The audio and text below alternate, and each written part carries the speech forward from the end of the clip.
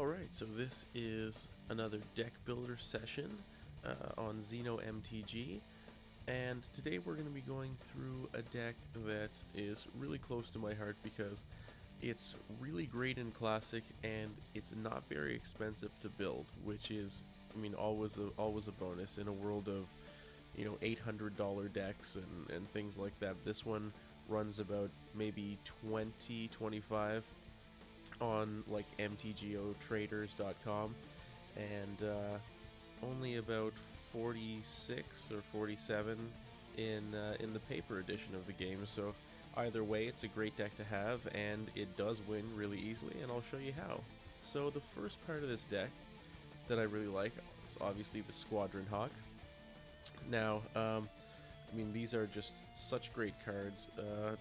There's not enough that I can say about them. Always going to be helping you to have extra blockers, so good against aggro. Works really well with the Sylvok Lifestaff that I'll go to later. But all in all, a great card. Allows you to shuffle your deck if you're not getting any good draws. And just great for equipping and dealing some extra damage.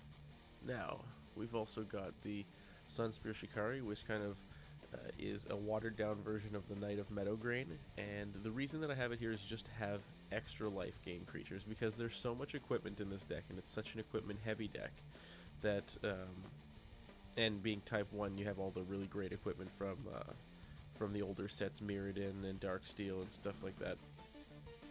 But anyway, so this is basically just to have another life gain creature, because it's going to help you to build up your Ajani Pridemate.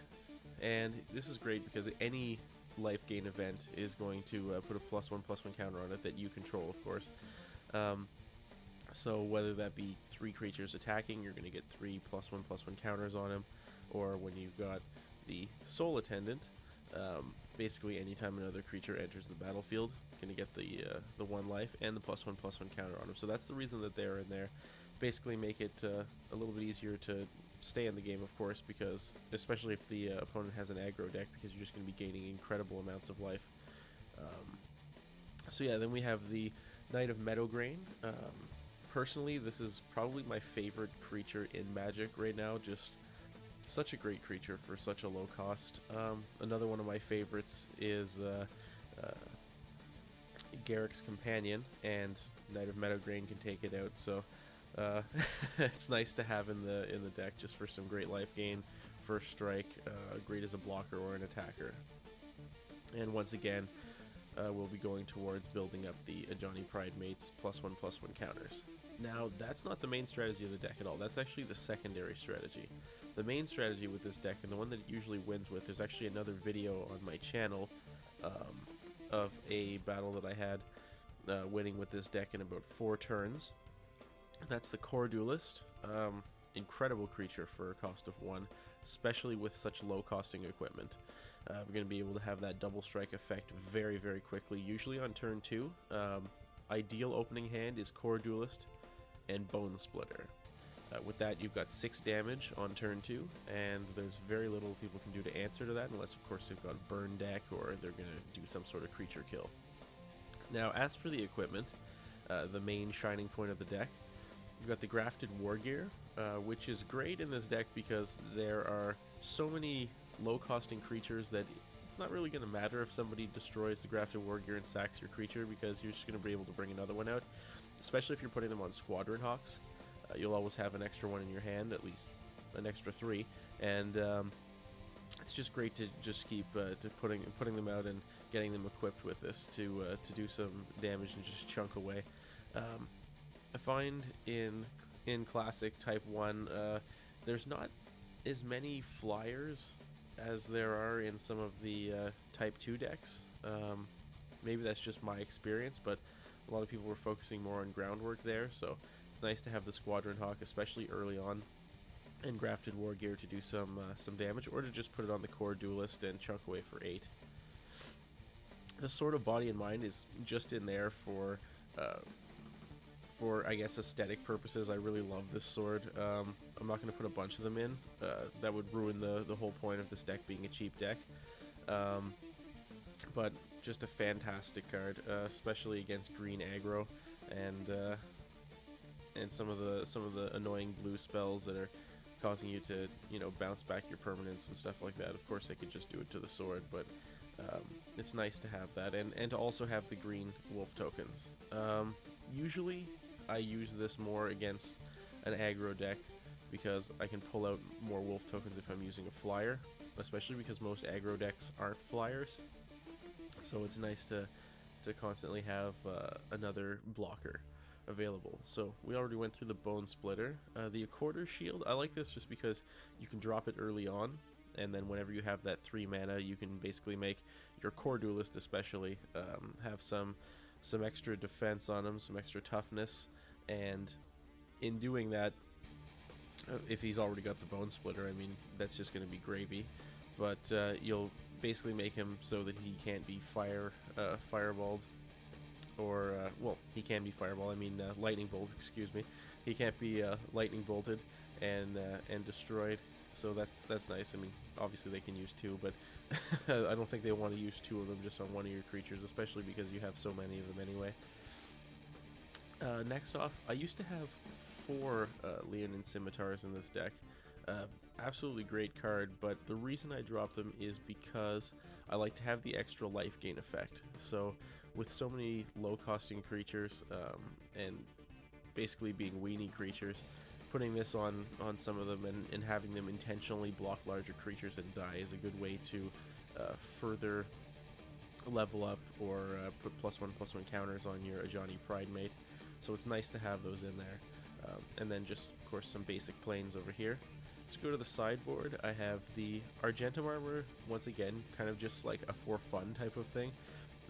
Just in the long game, I mean, it would be great if you have the 6 mana to pull it off, but I mean, the only reason I have them in my possession is for my quest deck, but I put them in here just for fun, or put this one in here just for fun. The Basilisk Collar is in here for another life gain effect, and if somebody's playing some larger creature decks, I find this is really good for discouraging your opponents from attacking you, especially because it's going to stay in play after you block them and you have so many different creatures to pull out. More Sylvok Lifestaffs, just once again to have that life gain. It's just crucial, and if you're playing against a deck that's going to be destroying a lot of your creatures, it has a lot of pinpoint destruction spells like Lightning Bolt or you know, Doom Blades, stuff like that. It's great to have on your creatures because as they're doing that, you're just going to be either, you know, growing your Pridemate, or you're going to be just giving yourself more life and staying in the game longer.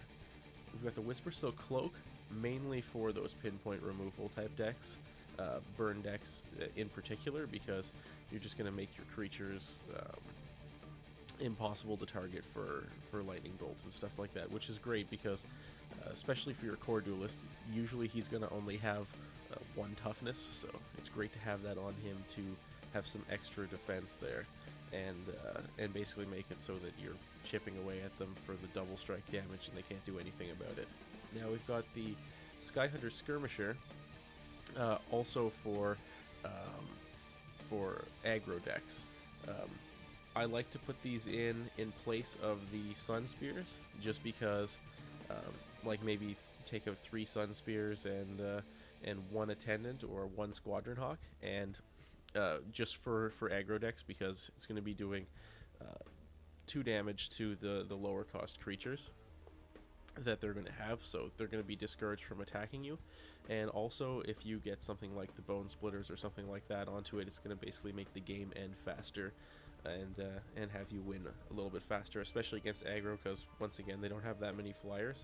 I mean, elves have some answers for flyers, and goblins do as well, but I find they don't have quite enough to stop as many flyers as there are in this deck. And once again, another anti-aggro strategy, because there's constantly aggro decks online right now, and a lot of my buddies have them, so I have these in the sideboard of this deck in my paper version of it, because this is just an exact mirror of my paper version. It's the Kemba Kha Regent, and this one is really, really great. I just love this because you just stockpile it with equipment and you just got more and more cats and more cats, and your aggro starts to overpower theirs, and it's just fantastic. Now, just for a little bit of quick proof to back up my claims on this deck, right over here we've got the actual prices. I just went on to shuffleandcut.com and just put a bunch of them in the cart. So $46.94. That's not bad at all for a deck. I mean, more than likely you're going to have a bunch of these lying around anyway, but not a bad cost at all. If you take out the Sword of Body and Mind, which I put in there just for fun, it's going to go down even more, and it's going to be an even more cost-effective deck. So $32.95 after the Body and Mind is removed. That's just great for this deck, and I mean, it does win a hell of a lot of the time. I have never really had any problems with it.